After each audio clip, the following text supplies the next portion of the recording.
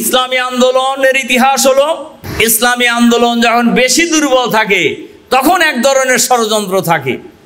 ইসলামী আন্দোলন যখন ধীরে ধীরে শক্তিশালী হতে থাকে, শক্তি থেকে আরো শক্তিশালী হতে থাকে, যখন ইসলামী আন্দোলনকে বিজয়ের দিকে নিয়ে যায় তখন ইসলামী আন্দোলনের বিরুদ্ধে ষড়যন্ত্রের মাত্রা তখন চতুর্দিক থেকে বৃদ্ধি পেতে থাকে। যুগে যুগে ষড়যন্ত্রকারীরা পরাজিত হয়েছে, এখনো প্রকাশ্যে গোপনে যারাই ষড়যন্ত্র করুক তারা পরাজিত হবে ইনশাআল্লাহ। মাকারু মাকরান মাকারনা মাকরান ওহুম লা ইয়াশউরুন। তারা ষড়যন্ত্রের পর ষড়যন্ত্র করবে, আল্লাহ তাআলা কৌশল অবলম্বন করবে, টেরই পাবে না। আলহামদুলিল্লাহি রাব্বিল আলামিন, আসসালাতু ওয়াসসালামু আলা রাসূলিহিল কারীম ওয়া আলা আলিহি ওয়া সাহবিহি আজমাইন। বাংলাদেশ জামাত ইসলামী ঢাকা মহানগরী উত্তরের উদ্যোগে আয়োজিত আজকের এই দায়িত্বশীল সমাবেশের জনাব সভাপতি, মহানগরী নেতৃবৃন্দ, সংগ্রামী সম্মানিত প্রিয় দায়িত্বশীল ভাই সব, আসসালামু আলাইকুম ওয়া রাহমাতুল্লাহি ওয়া বারাকাতুহু।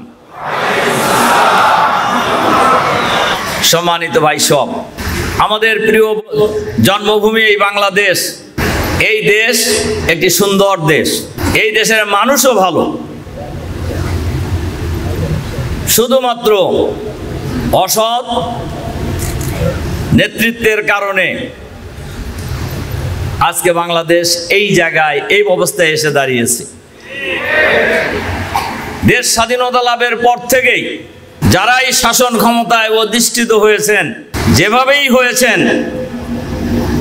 স্বাধীনভাবে এই দেশের মানুষদেরকে যার যার আদর্শের কথা বলতে দেওয়া হয় নাই।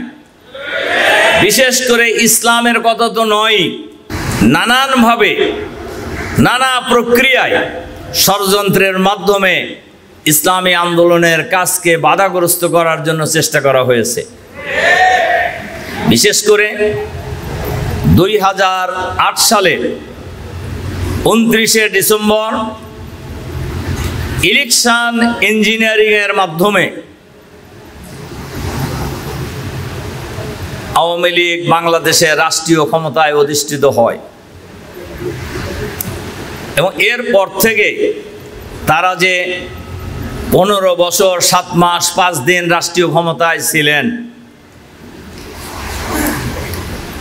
বাংলাদেশে কোনো নির্বাচন হয় নাই। বাংলাদেশের গণতন্ত্রকে টুটি চেপে হত্যা করা হয়েছে।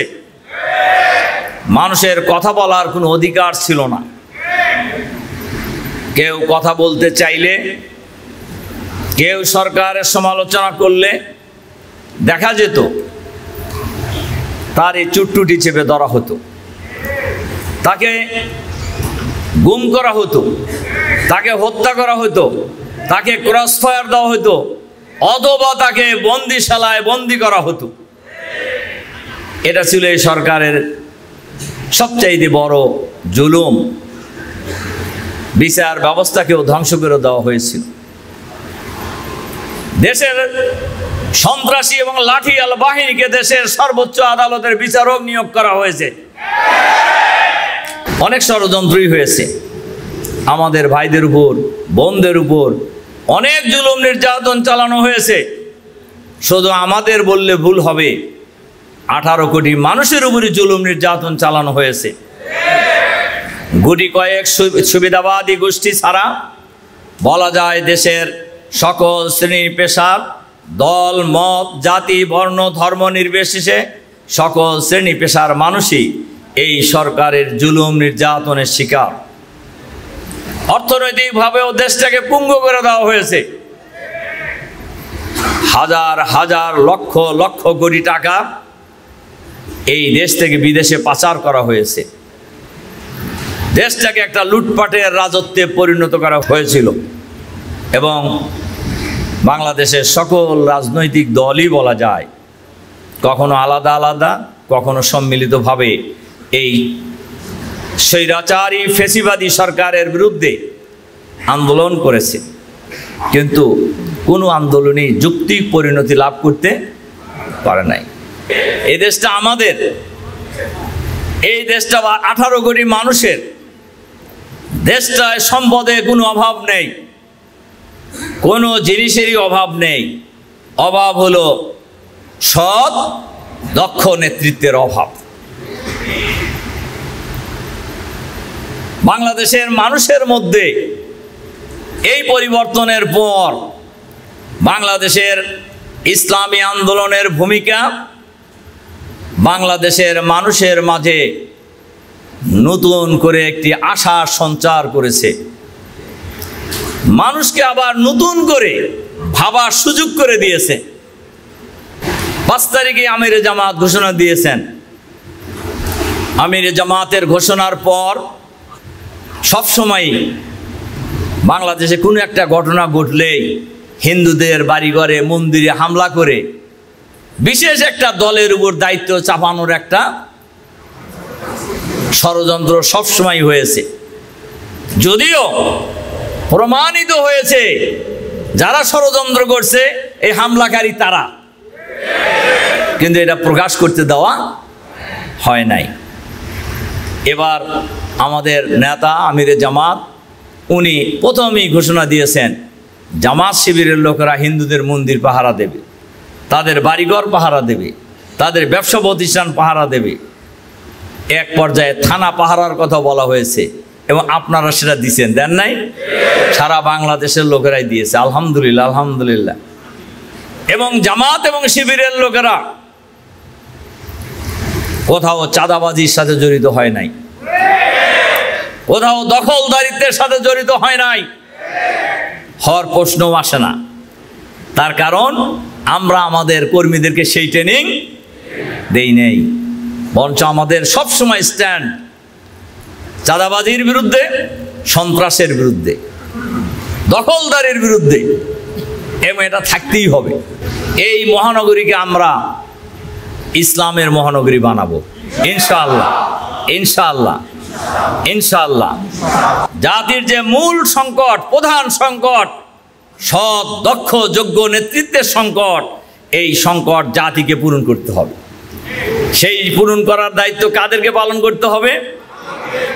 আমি মনে করি আমাদেরকে, আপনাদেরকে। আমরা এই সমাজে নেতৃত্ব দিতে চাই আগামী দিনে ইনশাআল্লাহ। ইসলামী আন্দোলনের ইতিহাস হলো, ইসলামী আন্দোলন যখন বেশি দুর্বল থাকে তখন এক ধরনের ষড়যন্ত্র থাকে। ইসলামী আন্দোলন যখন ধীরে ধীরে শক্তিশালী হতে থাকে, শক্তি থেকে আরো শক্তিশালী হতে থাকে, যখন ইসলামী আন্দোলনকে বিজয়ের দিকে নিয়ে যায় তখন ইসলামী আন্দোলনের বিরুদ্ধে ষড়যন্ত্রের মাত্রা তখন চতুর্দিক থেকে বৃদ্ধি পেতে থাকে। এখন এটা কিছু হইতেছে না? বলেন হইতেছে কি না? সামনে কি বাড়বে না কমবে? বাড়বে। কারণ বাড়লে কি আমরা কি ঘাবড়ায় যাব? ষড়যন্ত্র মোকাবেলার দায়িত্ব কার? আমরা হলো ওনার প্রতিনিধি, আমরা কাজ করে যাব। ও মাকারু মাকরান ও মাকারানা মাকরান ওহুম লা ইয়াশউরুন। তারা ষড়যন্ত্রের পর ষড়যন্ত্র করবে, আল্লাহ তাআলা কৌশল অবলম্বন করবে, ওরা টেরই পাবে না। যুগে যুগেই ষড়যন্ত্রকারীরা পরাজিত হয়েছে, এখনো প্রকাশ্যে গোপনে যারাই ষড়যন্ত্র করুক তারা পরাজিত হবে ইনশাআল্লাহ ইনশাআল্লাহ ইনশাআল্লাহ। কাজেই এ ব্যাপারেও আমাদের সবাইকে সজাগ থাকতে হবে। আমরা আল্লাহর উপর ভরসা করে সামনে এগিয়ে যাব ইনশাআল্লাহ। বিজয় এবং সাহায্য কার হাতে? ওমান নাসরু ইল্লা মিন ইনদিল্লাহ। বিজয় এবং সাহায্য দুইটাই আল্লাহর হাতে। আল্লাহু ইয়াইয়িদু বিনাসরিহি মান ইয়াশা। আল্লাহ যাকে চান তাকে বিজয় দিয়ে সহযোগিতা করে।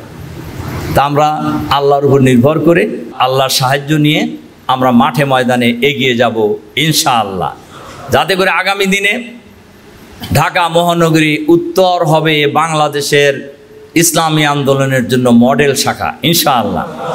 যাতে করে আমরা যে পরিবর্তনের লক্ষ্যে আন্দোলন করছি, আমরা যে আমাদের স্বপ্ন বাংলাদেশকে একটি ইসলামী কল্যাণ রাষ্ট্রে পরিণত করা, সেই স্বপ্ন বাস্তবায়নের চূড়ান্ত আন্দোলনে ঢাকা মহানগরী উত্তর ঐতিহাসিক ভূমিকা পালন করবেন ইনশাআল্লাহ। সেই প্রত্যাশা রেখে সকল জেল জুলুম নির্যাতনের অবসান হয়ে গেছে এটা মনে করার কোনো কারণ নাই। সামনে যে পরিস্থিতি আসুক না কেন সেই পরিস্থিতি ফেস করে আমরা সামনে এগিয়ে যাব। যতদিন পর্যন্ত সেই কাঙ্ক্ষিত বিপ্লব সংগঠিত না হবে ততদিন আমাদের লড়াই সংগ্রাম চলতেই থাকবে। ইনশাআল্লাহ এই দেশ হবে আগামী দিনে ইসলামের বাংলাদেশ, এই দেশ হবে আগামী দিনে ইসলামী আন্দোলনের বিজয়ের বাংলাদেশ ইনশাআল্লাহ। সেই প্রত্যাশা রেখে আপনাদের প্রতি আন্তরিক সালাম এবং মোবারকবাদ জানিয়ে আপনাদের পরিবার পরিজনের প্রতি শান্তি এবং মঙ্গল কামনা করে আমার বক্তব্য এখানে শেষ করছি। আল্লাহ হাফেজ। আসসালামু আলাইকুম ওয়া রাহমাতুল্লাহি ওয়া বারাকাতুহু।